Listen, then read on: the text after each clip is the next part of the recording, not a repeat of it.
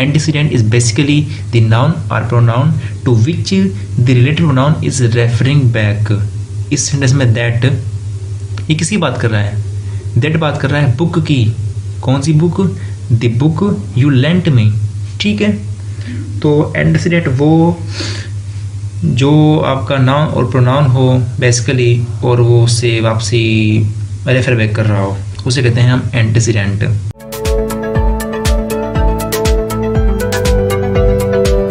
अस्सलाम वालेकुम दोस्तों, लास्ट हमने पढ़ा था डेमोन्स्ट्रेटिव, डिस्ट्रीब्यूटिव और इंडेफिनिट के बारे में।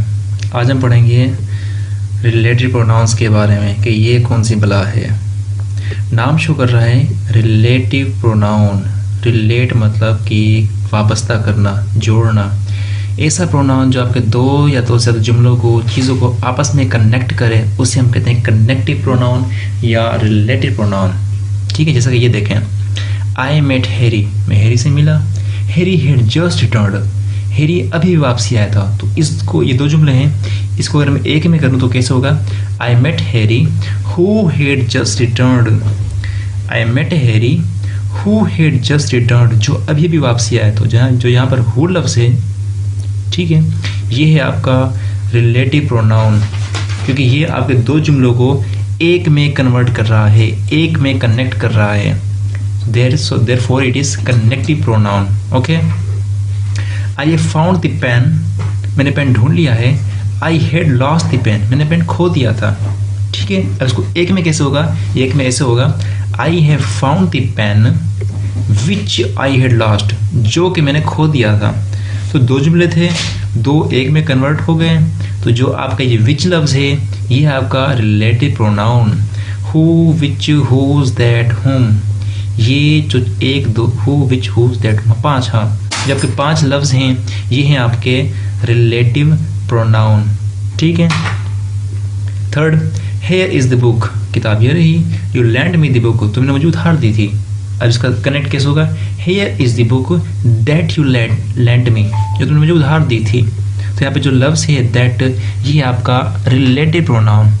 अब एक बात ज़रा यहाँ पे अहम, कि यहाँ पे इसने हु इस्तेमाल किया है, यहाँ पर विच इस्तेमाल किया है, यहाँ पर दैट इस्तेमाल किया है। क्या पंगा क्या है? मतलब कहाँ पे कौन सा इस्तेमाल करना है, पता कैसे चले हमें? तो वो पढ़ने से पहले हम एक चीज़ और देख लेते हैं, वो है एंटीसीडेंट, कि वो क्या होता है। Antecedent is basically the noun और pronoun to which your relative pronoun is referring back. जैसे कि यहाँ पर जो हु है, अब ये हु किसकी बात कर रहा है? ये हु बात कर रहा है हैरी की। ठीक है, जब जो आपका हैरी है वो है आपका एंटीसीडेंट। क्या है? एंटीसीडेंट। इस सेंटेंस में ये विच आपका किसकी बात कर रहा है? ये बात कर रहा है पेन की। कौन सा पेन? वो वाला पेन जो कि मैंने खो दिया था। ठीक है, pen which I had lost. तो विच यहाँ रिफर कर रहा है पेन से। तो ये आपका होगा एंटीसीडेंट। ये बात ज़रा ज़हन में रखना कि एंटीसीडेंट होता क्या है। Antecedent is basically the noun और pronoun to which the relative pronoun is referring back. इस सेंटेंस में दैट, ये किसकी बात कर रहा है? दैट बात कर रहा है बुक की। कौन सी book? The book you lent me. ठीक है, तो एंटीसीडेंट वो जो आपका नाउन और प्रोनाउन हो बेसिकली, और वो उससे वापसी रेफर बैक कर रहा हो, उसे कहते हैं हम एंटीसीडेंट। ठीक है, यहाँ पे इस तीन जुमले में इसने वही बात की है। पढ़ने की फुर्सत नहीं है हमें, इतना टाइम नहीं है। बाकी जो इसने यहाँ पे सिंपल लिखा है वही बात जो मैं कर रहा हूँ, कि the word who joins to connect sentence to specific वगैरह वगैरह, वही बात है। ठीक है, अगला है फॉर्म्स ऑफ रिलेटिव प्रोनाउन। ये नॉमिनेटिव, जेनेटिव, एक्विजिटिव, ये जहाँ पर भी आ जाए ना, इसे आपने पढ़ना ही नहीं है। और इसलिए क्योंकि यार जो फॉर्म्स है आपकी ना आगे कहीं भी काम नहीं आएंगी, इसको कोई काम चक्कर नहीं है। आगे जो पढ़ेंगे ना ग्रामर एडवांस लेवल की या जो भी किस दूसरी है, उसमें कहीं पर भी चीज़ें नहीं आनी। तो इसलिए इसको पढ़ना, समझना, इसमें सिर्फ और सिर्फ आपका टाइम वेस्ट होगा और कुछ नहीं है। तो इसलिए हम इसे करते रहते हैं SKIP, स्किप। ठीक है, लेकिन जो बात इंपॉर्टेंट होगी मैं बता दूंगा आपको कि ये इसमें इंपॉर्टेंट है और ये पढ़नी चाहिए हमें। पहले बताया तभी मैं आया हूँ आपको, लेकिन फ़िलहाल मुझे यहाँ पर कोई भी चीज़ इंपॉर्टेंट नज़र नहीं आ रही। तो इसलिए हम आगे बढ़ते हैं। Use of the relative pronoun, इसका यूज़, इस्तेमाल। अब पहले ये रिपीट कर दूं मैं कि रिलेटिव प्रोनाउंस कौन कौन से होते हैं। वो हैं who, which, whose, that, whom, ये 5, ठीक है। हु, विच, हुज, दैट, हुम। अब हु कहाँ पे इस्तेमाल करना है, विच कहाँ पर, दैट कहाँ पर, और जो भी है वो कहाँ पर, ये इंपॉर्टेंट है। देखें, जो लफ्ज़ हु है आपका, who is use for persons only, ठीक है। Who is use for persons only, who is use for persons only, सिर्फ और सिर्फ पर्सन्स के लिए इस्तेमाल होगा। जैसे कि the man who is honest is trusted, अब जो मैन है वो पर्सन है तो क्या होगा, हु इस्तेमाल करेंगे, बहुत सिंपल है। ब्लेस्ड इज़ ही बंदा होता है।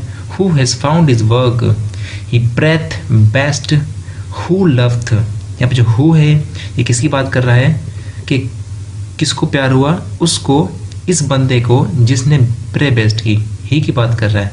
तो यहाँ पे ही क्या है, इसका एंटीसीडेंट, ठीक है। रिपीट कर रहा हूँ फिर से, antecedent. He who hesitates is lost, वो शख्स जो जल्दी करता है, क्योंकि जल्दी का काम शैतान का होता है, जो जल्दी करता है इज लॉस्ट, मर गया वो तो, ख़त्म, द एंड। तो यहाँ पर जो लफ्ज़ हु है वो बात कर रहा है ही की।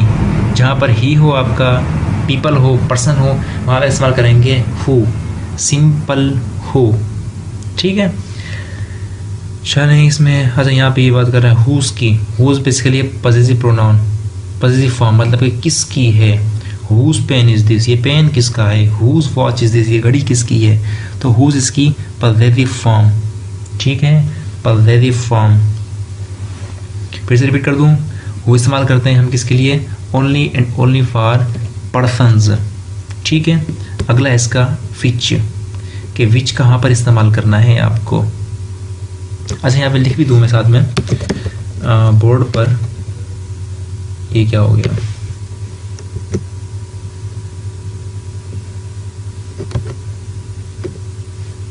बोर्ड पर मैं लिख देता हूँ नोट पैड पर कि जो इसके यूजेस हैं कौन से, किस चीज़ के, कहाँ पर हैं। अब तक हमने पढ़ा हु कहाँ पर इस्तेमाल होगा, हु होगा ओनली फॉर पर्सन्स, ठीक है। अब पढ़ रहे हैं विच कहाँ पे इस्तेमाल होगा, हम वो देख लेते हैं। विच इस्तेमाल होगा only and only for things without life, मतलब के नॉन लिविंग थिंग्स, ठीक है। नॉन लिविंग, ये बात आगे भी आएगी, थिंग्स NLT, ठीक है, नॉन लिविंग थिंग्स के बारे में। और फॉर एनिमल्स, जानवरों के बारे में भी हम इस्तेमाल करेंगे विच, ओके।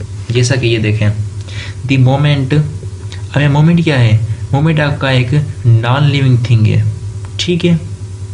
तो यहाँ पे इस्तेमाल करेंगे हम which, the moment which is lost for ever, जो लम्हा आपने खो दिया है बस वो ख़त्म, जो बचपन आपने ज़ाया कर दिया है, जो आपने गुजार दिया है वापस नहीं आ सकता, वो ख़त्म, मतलब ख़त्म। The books which help you, books यहाँ पर क्या है, नॉन लिविंग थिंग्स है, तो इसलिए हमने क्या इस्तेमाल किया, विच इस्तेमाल किया।